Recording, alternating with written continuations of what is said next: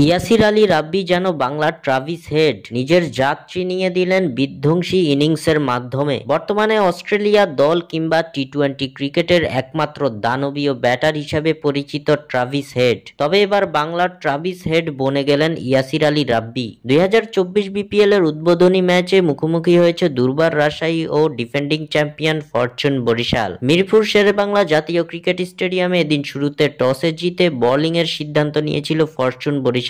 Toss হেরে bat করতে নামা দুর্বার রাজশাহী যেন খেই হারিয়ে ফেলেছিল। কাইল মায়ার্সের ওভারে দ্রুত 2 উইকেট হারানো রাজশাহীর ব্যাটিং স্তম্ভ হিসাবে যেন মাঠে নামলেন ইয়াসির আলী। এনামুল হক বিজয়ের সঙ্গে জুটি করে পসরা সাজিয়েছেন 4 ছক্কার।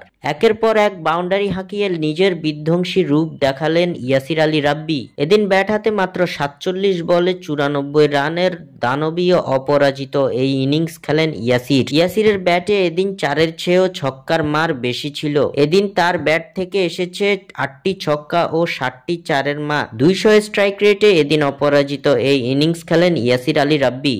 স্বাক্ষর থেকে সাদবিন ইসলাম।